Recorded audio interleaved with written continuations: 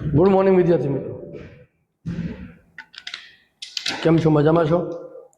I hope કે દરેક students ઘરે પોતાની રીતે પ્રિપેરેશન કરતા હશે બેટા.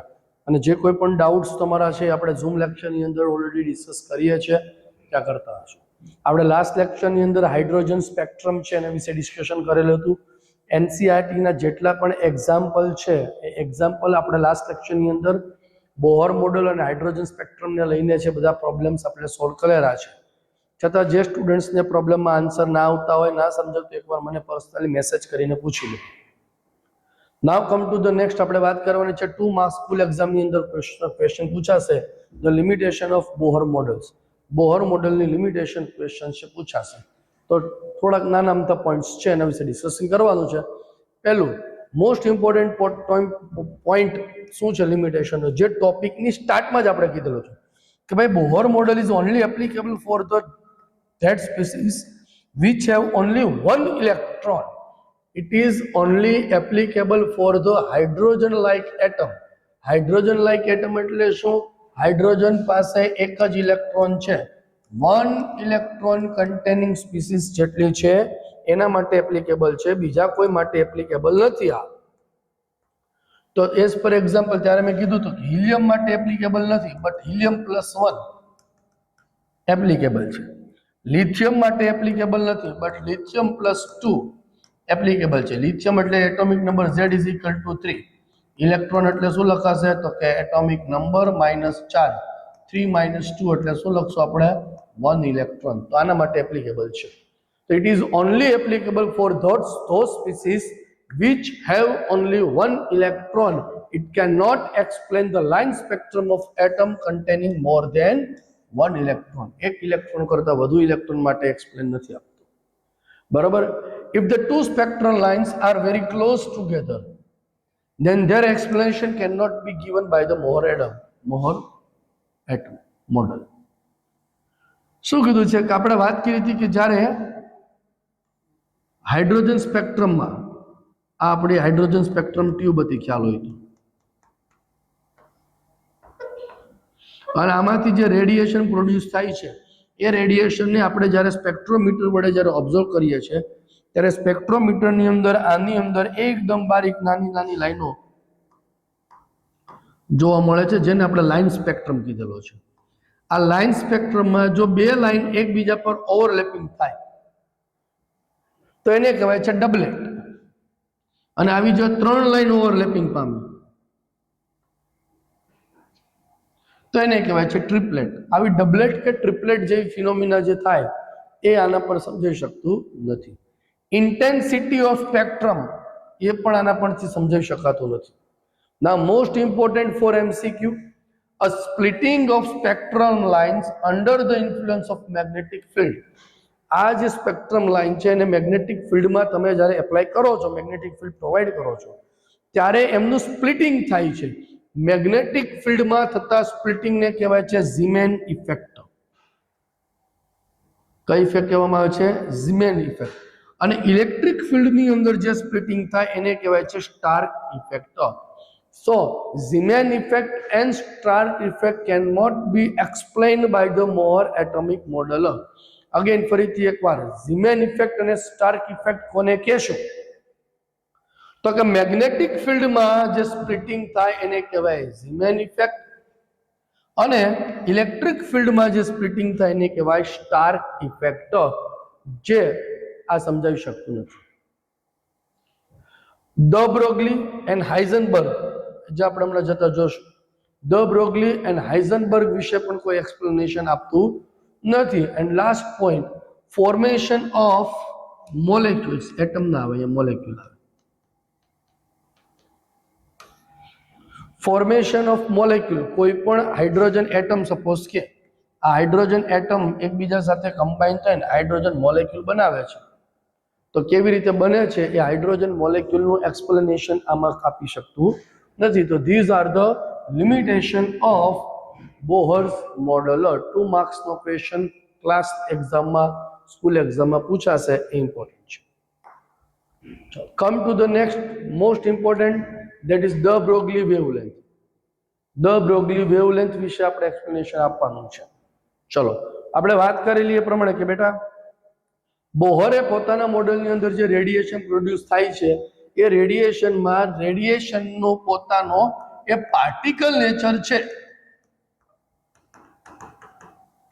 આ જ એક્સેપ્ટ કર્યું હતું, વેવ નેચર નથી. અને અકોર્ડિંગ ટુ ડ બ્રોગલી કોઈ પણ મૂવિંગ પાર્ટિકલ હોય, કોઈ પણ મેટર, એની મેટર કે જે મૂવિંગ પાર્ટિકલ્સ છે, કન્ટિન્યુઅસ મોશનમાં છે, એ પણ ડ્યુઅલ નેચર છે શો કરે છે એવું કીધેલું. જેવી રીતે ડ Broglie in 1924 proposed that matter like radiation should also exhibit dual behavior. એટલે મેટર એ ફોટોનની જેમ ડ્યુઅલ બિહેવિયર પ્રોડ્યુસ કરે છે. કયા કયા? તો કે પાર્ટિકલ નેચર અને વેવ નેચર. જેવી રીતે ફોટોન એ મોમેન્ટમ અને વેવલેન્થ બંને શો કરે છે, એવી રીતે કોઈ પણ મૂવિંગ પાર્ટિકલમાં અહીંયા લીધેલું છે ઇલેક્ટ્રોન, એ પણ વેવલેન્થ અને મોમેન્ટમ બંને શો કરે છે. If the wavelength of the moving particle is lambda and momentum can be represented by the p. According to ડ બ્રોગલી કોઈ પણ મૂવિંગ પાર્ટિકલ્સ છે, મેટર વર્ડ યુઝ કરો, મેટરમાં કોઈ પણ આવી જાય, તમે આવો, હું આવું, ઇલેક્ટ્રોન આવે, કોઈ પણ આવે, એ મૂવિંગ પાર્ટિકલ્સ છે, એ મૂવિંગ પાર્ટિકલની વેવલેન્થ અને મોમેન્ટમ બંને શો કરે છે. અને બંને વચ્ચેનો રિલેશન છે, એ બંને વચ્ચેનો રિલેશન આપેલો. શું રિલેશન આપેલો? તો કે according to them lambda is inversely proportional to P. Momentum and wavelength એ એકબીજાના ઇન્વર્સલી પ્રોપોર્શનલમાં હોય. So we can write lambda is equal to h upon p, where the h is Planck constant.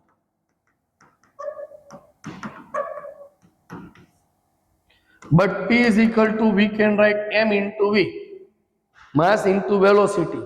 So lambda is equal to represented upon h upon mv, where lambda is wavelength, h is Planck constant, p is momentum, m is mass of particle, and v is velocity of particle. So lambda is equal to h upon p and lambda is equal to h upon mv થી represent થાય છે. Experimental proof જો આનું કોઈ પૂછે એટલે તમારે short note જ્યારે 3 માર્ક્સની અંદર પૂછાય ત્યારે શું લખવાનું? સ્ટેટમેન્ટ લખવાનું છે, એ ફોર્મ્યુલાનું જે ડેરિવેશન મેં અહીંયા લખેલું છે ફોર્મ્યુલાનું ડેરિવેશન લખવાનું છે, ધેન તમારે લખવાનું છે એનું એક્સપેરિમેન્ટલ પ્રૂફ. તો જેવી રીતે due to the wave nature of light, બરોબર, લાઇટનો વેવ નેચર છે, એ વેવ નેચરની મદદથી કેવી રીતે સમજીએ છીએ? તો કે ડિફ્રેક્શન અને રિફ્લેક્શન જેવી ફિનોમિના છે. સેમ ઇલેક્ટ્રોન પણ આ ટાઈપની ડિફ્રેક્શન ફિનોમિના શો કરે છે, જેનો વન ટાઈપ ઓફ યુઝ એ ઇલેક્ટ્રોનિક માઇક્રોસ્કોપમાં થાય છે. નોર્મલ માઇક્રોસ્કોપ જે તમે 10th સ્ટાન્ડર્ડની અંદર લાઇટ સામે સેટ કરીને જુઓ છો એ નોર્મલ માઇક્રોસ્કોપ છે, વિચ ઇઝ વર્ક જે છે એ લાઇટના ડિફ્રેક્શન ફિનોમિનાથી વર્ક કરે છે. એવી રીતે ઇલેક્ટ્રોન જ્યારે મૂવિંગ પાર્ટિકલ છે એમનાથી જે વેવલેન્થ પ્રોડ્યુસ થાય છે એમના ડિફ્રેક્શનથી ઇલેક્ટ્રોનિક માઇક્રોસ્કોપ વર્ક કરે છે, જે નોર્મલ માઇક્રોસ્કોપ કરતા 15 મિલિયન ટાઈમ્સ વધુ તમે ઝૂમ કરીને જોઈ શકો છો. ક્લિયર? લિમિટેશન. ચલો, લેમ્બડા ઇઝ ઇક્વલ ટુ શું લખાય? તો કે લેમ્બડા ઇઝ ઇક્વલ ટુ આપણે કીધું પ્રમાણે h upon mv છે. Lambda can be write h by mv, where m is mass of particle છે. એનો મીનિંગ એવો થયો લેમ્બડા અને માસ ઇન્વર્સલી પ્રોપોર્શનલમાં છે. ઇન્વર્સલી પ્રોપોર્શનલમાં હોય એટલે એવું કોઈ મૂવિંગ ઓબ્જેક્ટ કે જેનો માસ વધુ છે તેની વેવલેન્થ મિનિમમ થશે. એટલે તમે ને હું જ્યારે મૂવિંગ ઓબ્જેક્ટ બનીએ, આપણે જ્યારે દોડતા હોઈએ ત્યારે તમારા ને મારાથી જે રેડિયેશન પ્રોડ્યુસ થાય છે એ વેવલેન્થ એટલી બધી ઓછી હોય કે એને તમે મેઝર ના કરી શકો, કારણ કે આપણું માસ ખૂબ વધારે છે, તો વેવલેન્થ ઓછી થશે. બરોબર? આ એક લિમિટેશન છે કે આ ડ Broglie, it is only applicable for the microscopic object which are under moving condition.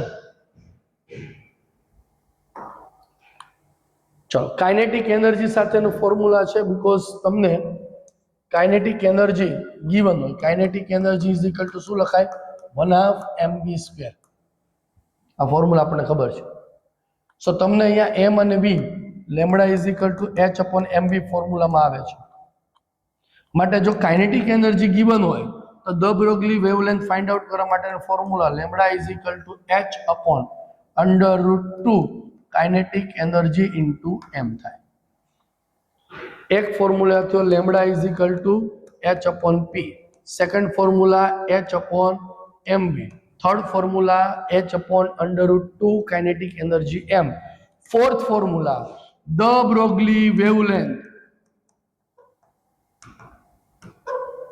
for nth Bohr orbital.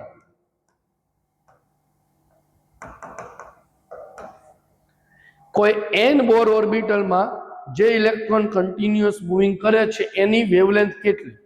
જ્યારે બોહર ઓર્બિટલ આવો વર્ડ યુઝ કરેલો હોય ત્યારે formula lambda is equal two 2πa0 into n/z.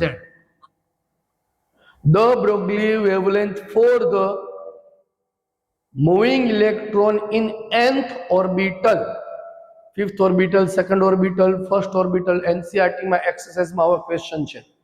First bore orbital માટે wavelength દ Broglie wavelength કેટલી? સો એના માટે formula છે lambda is equal two 2πa0 into n/z, where the n is quantum number. Quantum number આપણે આગળ ડિસ્કસ કરશું, which is represent the cell or orbital, first Bohr orbital, second Bohr orbital. Z atomic number A0 will be 52.9 picometer or 0.529 angstrom or 0.0529 nanometer, કોઈ પણ લઈ શકાય. Z છે atomic number. તો આ ચાર ફોર્મ્યુલા થયા. Lambda is equal to h/p, h/mv, h/√2 kinetic energy into mass. Mass compulsory બેટા કિલોગ્રામ યુનિટમાં લેજો. ક્લિયર? સો આ ચાર ફોર્મ્યુલા છે, તમારી ફોર્મ્યુલા નોટ્સ ની અંદર એડ ઓન થવા જોઈએ. ક્લિયર છે? ચાલો. Than next Heisenberg uncertainty principal. Heisenberg uncertainty principal. According to Heisenberg, it is impossible to determine the simultaneously the exact position and exact momentum or velocity of an electron. According to Heisenberg, electron જેવા microscopic particle જ્યારે continuous movement કરતા હોય, દાખલા તરીકે આ પેનની knob દેખાય છે બધાને, બ્લુ કલરની છે.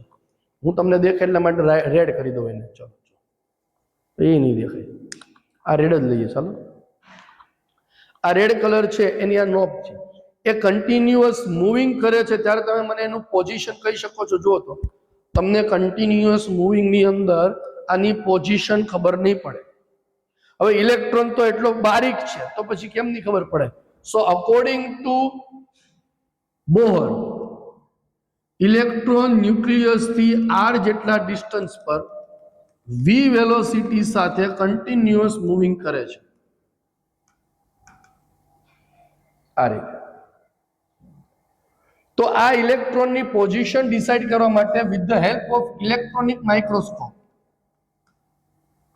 હું આના પર લેમ્બડા મિનિમમ અને મોમેન્ટમ મેક્સિમમ હોય એવા ઇલેક્ટ્રોનનો બીમ એના પર સ્ટ્રાઇક કરું તો જ્યારે અહીંયા મેં પોઝિશન ફિક્સ કરી દીધી છે, જો આ પોઝિશન પર, તો electron with the velocity v સાથે મૂવ કરતો કરતો અહીંયા આવશે અને આ ઇલેક્ટ્રોન સાથે અહીંયા વિથ હાયર મોમેન્ટમ ધરાવતો પાર્ટિકલ સ્ટ્રાઇક કરે એટલે એની પોઝિશન ચેન્જ થઈ જાય. સપોઝ કે તમે અહીંયા ઊભા છો ને તમને કોઈ ધક્કો મારી જાય, તમે પોઝિશન ફિક્સ રાખી, પણ જેવો તમારી સાથે જોરથી ફોર્સથી ધક્કો મારે એટલે તમારી પોઝિશન ચેન્જ થઈ જાય.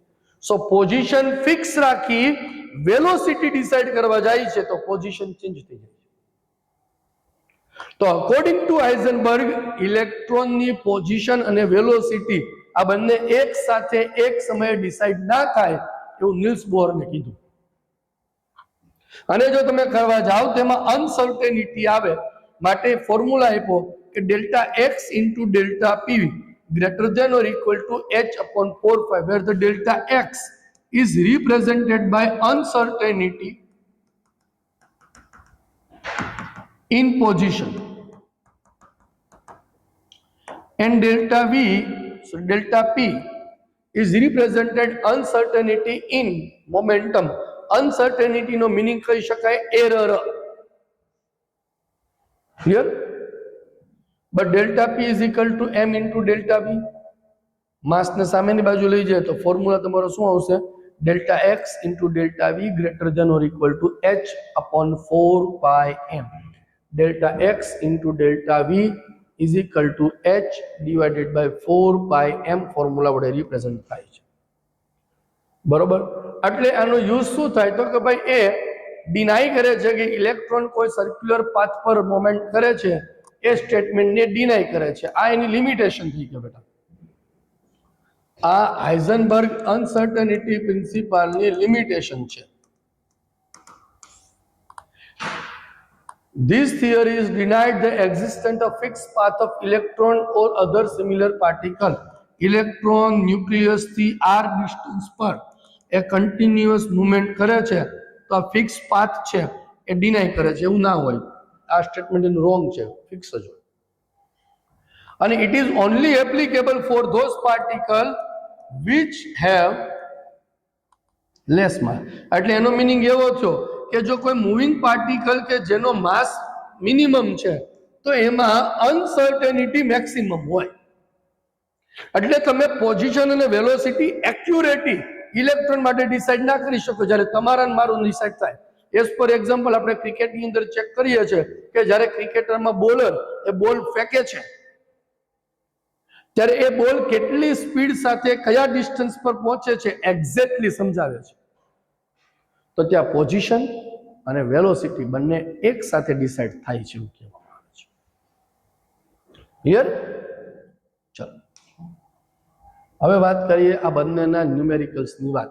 ટેક્સ્ટ બુકની અંદર જેટલા પણ ન્યુમેરિકલ્સ છે ટોપિકને લઈને આપણે ન્યુમેરિકલ ડિસ્કસ કરવા છે. ઝડપથી બધા પોતપોતાના કેલ્ક્યુલેટર, નોટ્સ, બુક્સ બધું સાથે લઈને બેસી જાય. ટેક્સ્ટ બુક હોવી જોઈએ, પોતાની નોટ્સ હોવી જોઈએ, કેલ્ક્યુલેટર હોવું જોઈએ. પિક્ચર જોતા હોય એની જેમ ઘરે બેસીને આરામથી વિડીયો નથી જોવાના બેઠા છો એ. ઊભો થા ઝડપથી ભાઈ, નોટ્સ કાર્ડ, કેલ્ક્યુલેટર લે, ટેક્સ્ટ બુક લઈને સાથે લઈને બેસ. બરોબર? ચલો થોડાક એક્ઝામ્પલ હું કરાવીશ અને થોડાક આપણે હોમવર્કમાં જાતે કરશું. ચલો પહેલો ક્વેશ્ચન તમને પૂછ્યું છે, પ્રોબ્લેમ નંબર 2.12 છે. What will be the wavelength of બોલ mass is 0.1 kilogram moving with the velocity 10 meter per second.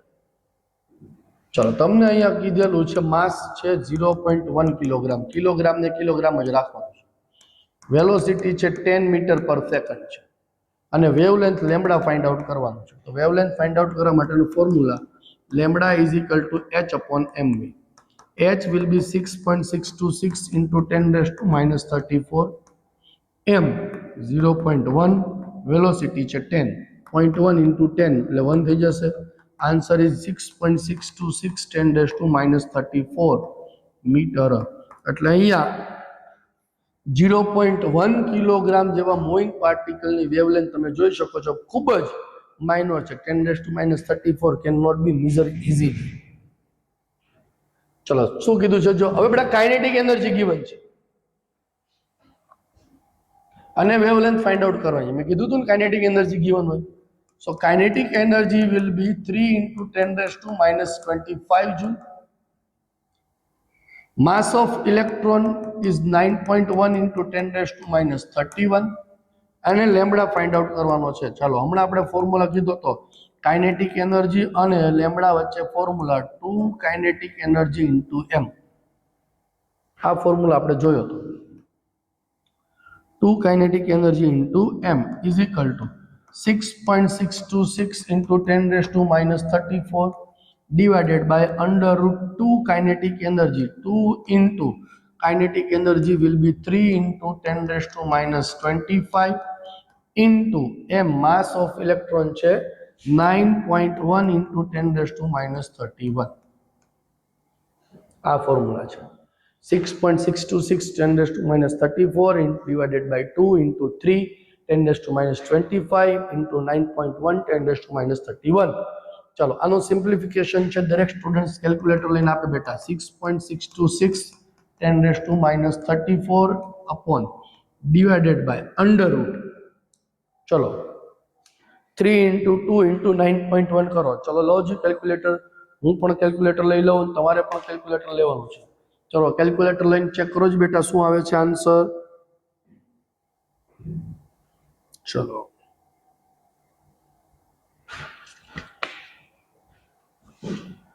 2 into 3 into 9.1 54.6 into 10 raised to power આ -25 અને -31 બંનેનો સમ થશે 56 બાયડના સમસ.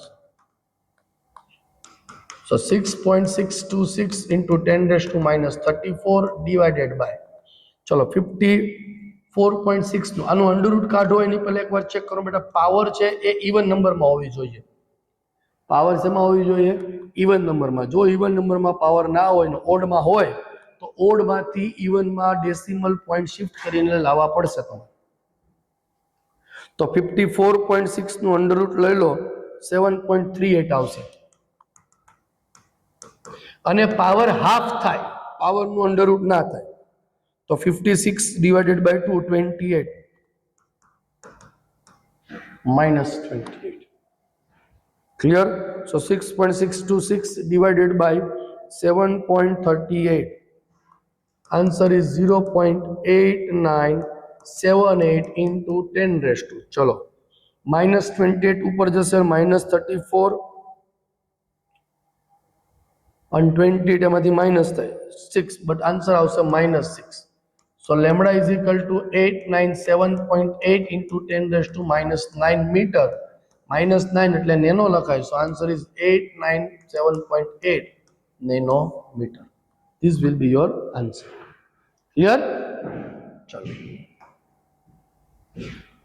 હવે આ તમે જાતે કરી શકશો because અહીંયા તમને calculate the mass of photon with the wavelength 3.6 angstrom. તમને લેમ્બડા given છે 3.6 angstrom 10⁻10 meter. Mass of photon find out કરવું છે એના માટે વેલોસિટી જોઈએ. ફોટોન શું છે તો કે આપણે વાત કરી હતી કે લાઇટ જે છે કોઈ પણ સોર્સમાંથી લાઇટના જે રેડિયેશન છે એ લાઇટના રેડિયેશનના પાર્ટિકલને ફોટોન કહીએ છીએ. એટલે વેલોસિટી ઓફ લાઇટ આવશે 3 into 10⁸8 મીટર પર second. Formula lambda is equal to h/mv. સો આની અંદર h છે, આની અંદર તમારે v છે, તમારી અંદર લેમ્બડા છે, એમ ફાઇન્ડ આઉટ કરવાનું. ક્લિયર? ચલો કરી નાખજો જરા સર. ચલો the microscope using suitable photon is applied to located an electron in an atom with the distance of 0.1 angstrom. Delta x beta given છે 0.1 angstrom. 0.1 into 10⁻10 meter છે. Then what is the uncertainty involved measurement of velocity? delta v કીધેલું છે. So delta x અને delta v વચ્ચેનો formula ખબર છે. delta x into delta v is greater than or equal to h/4n 4πm. So delta v ને subject કરશું તો delta v is equal to h/4πm delta x. h 6.626 into 10⁻34 divided by 4 pi will be 3.14 m 9.1 10⁻31 into delta x that is 0.1 into 10⁻10. બરાબર? આ બધાનું simplification આપશો એટલે delta વી તમને મળશે. ચલો a golf ball has the mass 40 gram. ચલો 40 ગ્રામ ને કિલોગ્રામમાં કન્વર્ટ કરવું જરૂરી છે. So mass is equal to 40 gram is equal to 0.04 kilogram. 40 divided by 1000 0 cut થઈ જશે. So 0.04 kilogram.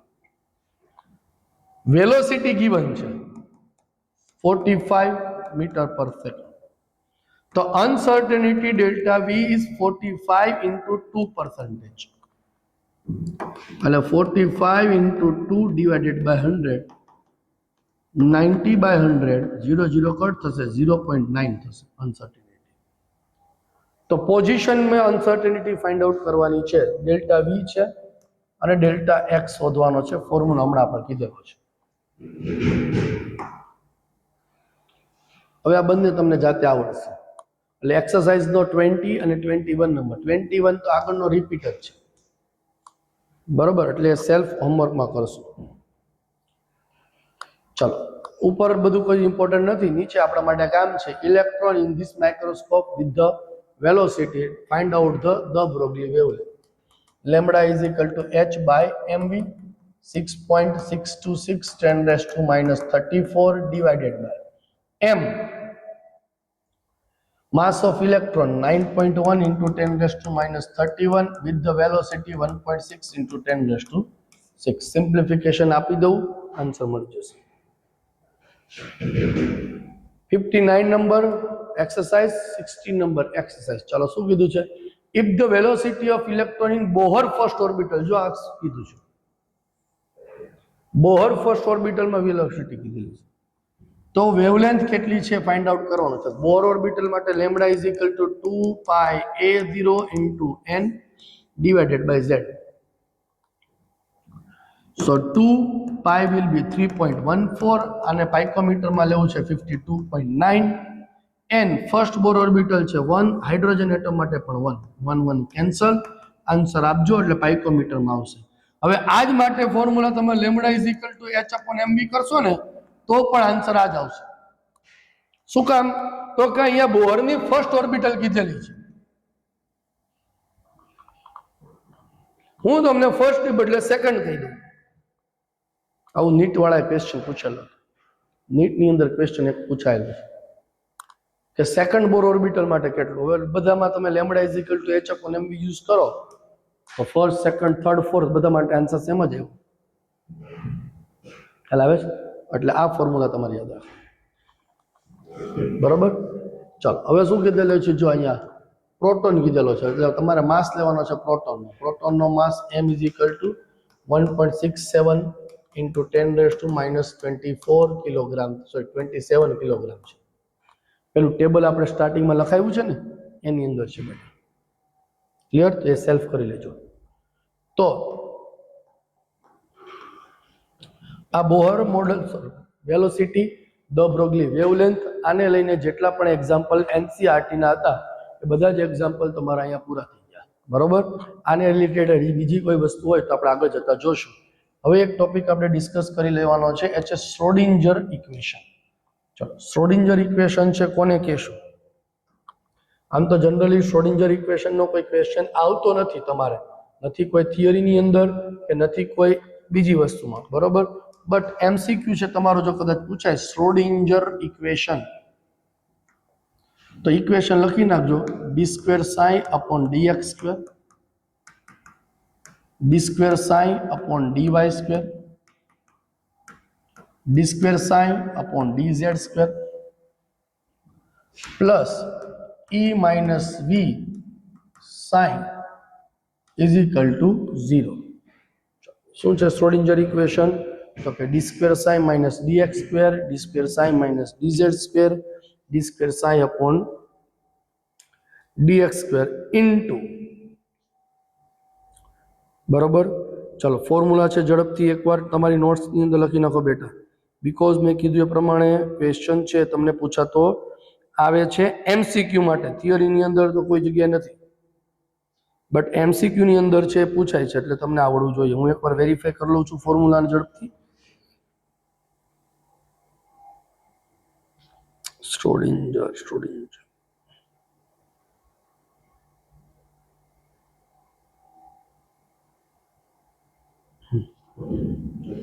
ખાલી એડ ઓન છે,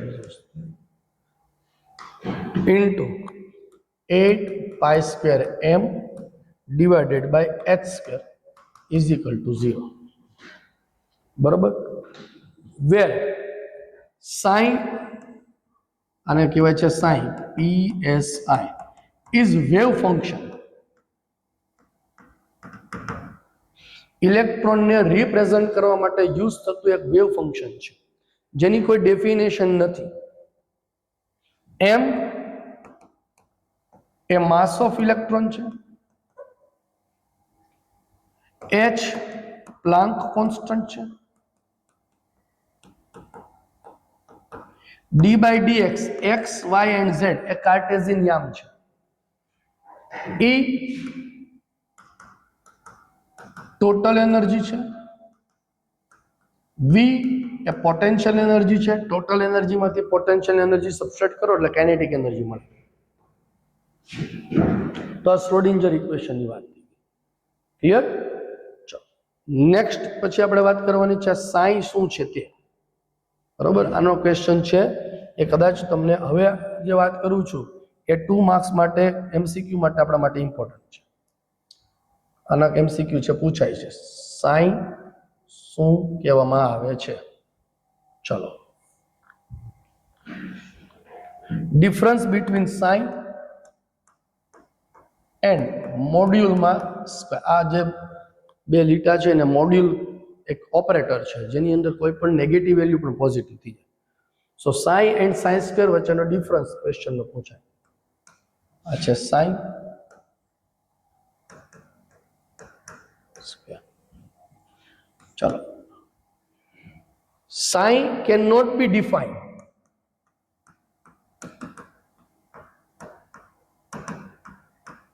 Defined.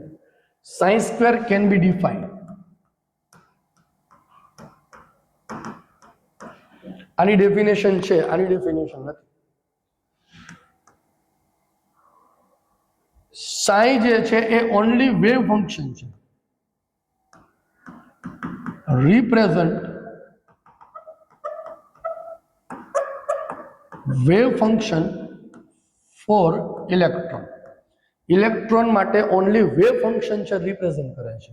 Wear the module psi square can be represent. એ શું રિપ્રેઝન્ટ કરે છે તો it represent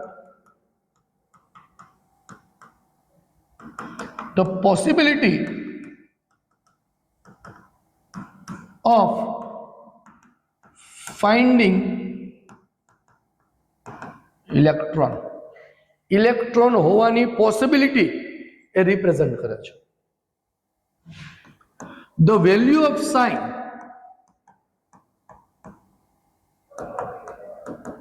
will be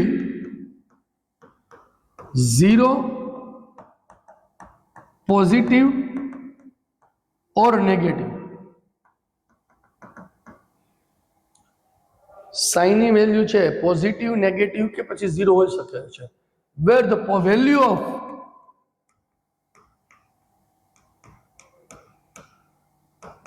is only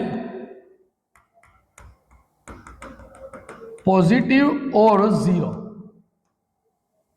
A only either positive હશે ઓર શું હશે નેગેટિવ ઓર 0 હશે. જ્યાં ઇલેક્ટ્રોન હોવાની પોસિબિલિટી છે ત્યાં પોઝિટિવ હશે અને જ્યાં નહીં હોય ત્યાં 0 હશે.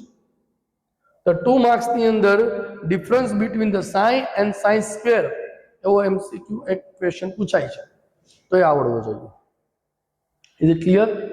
ચલો, સો આ જે વાત કરી આપણે અત્યાર સુધી એટોમિક સ્ટ્રક્ચર્સ ની અંદર આપણે ડિસ્કશન કર્યું એટમ કેવો હોય છે, શું હોય છે, એની બધી ડિસ્કશન કરી. જેની અંદર આપણે ચર્ચા કરી કે ન્યુક્લિયસ છે એ ન્યુક્લિયસ સ્ટેબલ છે અને એની અરાઉન્ડ સર્ક્યુલર પાથ પર ઇલેક્ટ્રોન એ કન્ટિન્યુઅસ મૂવિંગ કરે છે. હવે જે આ ઇલેક્ટ્રોન છે જે સર્ક્યુલર પાથ પર કન્ટિન્યુઅસ મૂવ કરે છે એ ઇલેક્ટ્રોનની વાત હવે આપણે કરવાની છે. જેવી રીતે આપણે ત્યાં આપણે વાત કરીએ કે ભાઈ કોઈ પણનું એડ્રેસ શું, ઇલેક્ટ્રોનનું એડ્રેસ એ મળે છે એના ઓર્બિટમાં, ઓર્બિટલમાં ક્વોન્ટમ નંબર્સથી. જેમ તમારું એડ્રેસ તમે લખો છો તો તમારું એડ્રેસ તમે શું લખો છો તો કે ભાઈ આપણો છે આ તમારું ગામ છે. ડિસ્ટ્રિક્ટ ધારો કે પેલા લખીએ ભાઈ ડિસ્ટ્રિક્ટ આણંદ ડિસ્ટ્રિક્ટ. એ આણંદ ડિસ્ટ્રિક્ટની અંદર શું આવે તો કે આણંદ ડિસ્ટ્રિક્ટની અંદર તમારો જે તાલુકો આવતો હોય છે, પછી આવશે ગામ આવે ને પછી આવે આપણું એડ્રેસ. તહેસીલ જેને કહીએ છીએ તાલુકો. એટલે ખ્યાલ આવે? એમ ઇલેક્ટ્રોન જે છે આ ઇલેક્ટ્રોન છે